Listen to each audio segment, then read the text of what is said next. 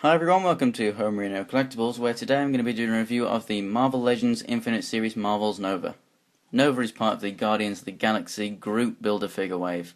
So we have a slight difference in the box for this guy because he's not actually in the Guardians of the Galaxy movie, or unless, maybe he is in there, but at least this figure is actually of the comic book version, so we just have the Marvel logo right there. And to the side we have a nice picture of Nova there, and then over on the back here we have the bio, which says, Marvel's Nova. The Nova Force grants Richard Rider immense power, but without the stabilizing presence of the Xandrian world mind, it would also shatter his sanity.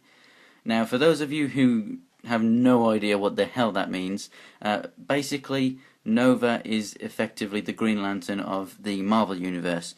Green Lanterns use their power for good and whatnot, and they can effectively sort of be seen as a kind of, galactic police force sort of thing. Well, that's what the Novas are. The Nova Force is essentially a galactic universal police force. And basically, the way that this guy was selected is a lot like the way Hal Jordan was selected. How, someone dies and passes on the ring. It's a bit like this. They pass on their power, they pass on the Nova Force.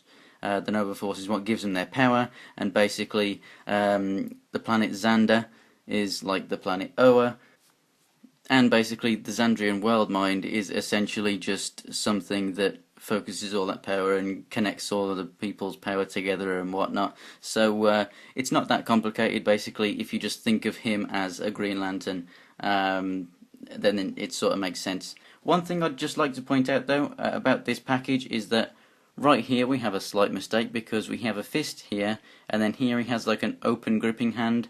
Obviously he comes with nothing to hold or anything, but it's an open hand, a lot like Star-Lord's here, and that is wrong, because with the actual figure he comes with two fists, which is better obviously, but I'm just saying on the picture they've got him with the wrong hand there, so kind of strange. But then down here we have everyone else in the wave and Groot. You need all these guys to build him. So let's get him open and take a look at that Build-A-Figure piece.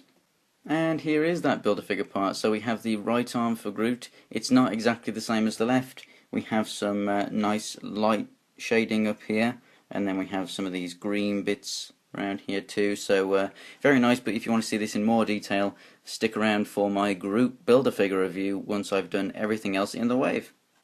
And here is Nova out of packaging, and this thing is absolutely incredible. There's not really that much to it, but in its simplicity it is just so awesome.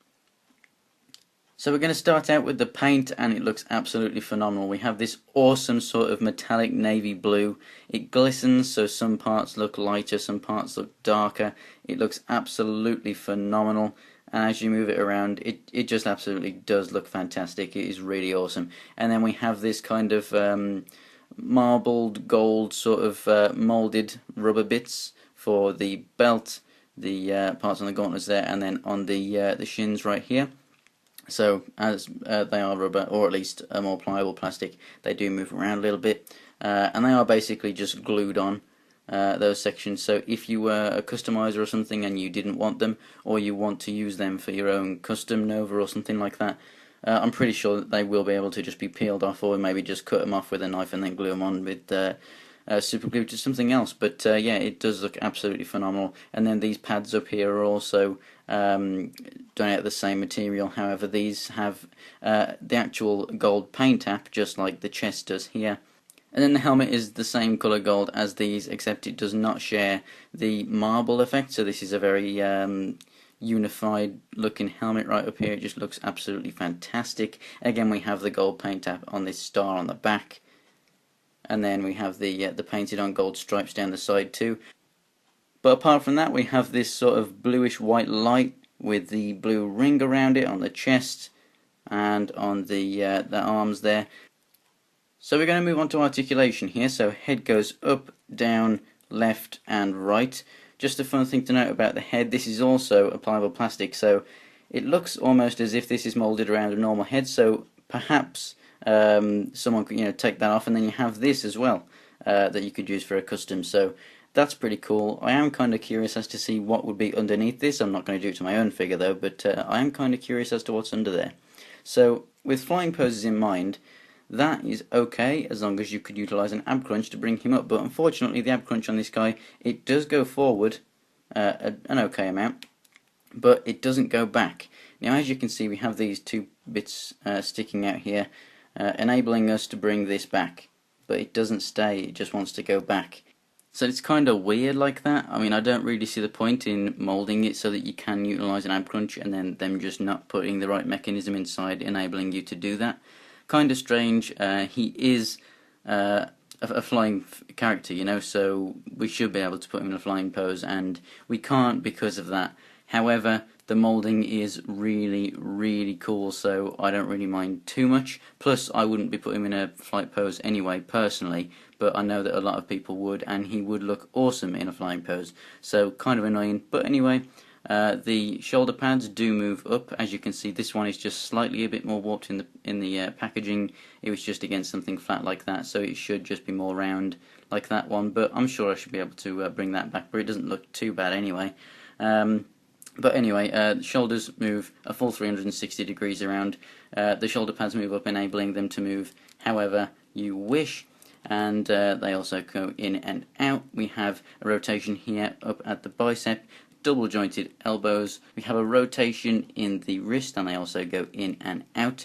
We do have rotation in the waist, and that these parts here do move out the way for you, but I would recommend, if you're going to have him posed like this, don't leave them too long because they might warp like it, and it might be hard to actually warp them and go back because you have to push it past the point of where you want it to be so that it can come back. So it would be very hard to get those straight again if you did leave it like that for too long, but as it is, they do move straight back. And then down here in the thighs, they go forward, back a little bit. It's basically bucket cap legs, so they come out that far, rotate at the upper thigh. We have a double jointed knee right here, and then we have up and down at the feet, and then ankle pivot, and he does have peg holes in his feet. So straightening Nova up, here he is next to Star-Lord, and they do stand at roughly the same height. I'd say Star-Lord's hair just makes him a little tiny bit taller, and then here he is next to Rocket Raccoon in case you have him. So yeah, pretty standard Marvel Legends size. So do I recommend this figure? Yes, I definitely do. So if you have the old version, I would definitely say still, this is a great figure to pick up. So if you've never heard of him before, definitely, it's one that you can pass on if you have no connection to it whatsoever.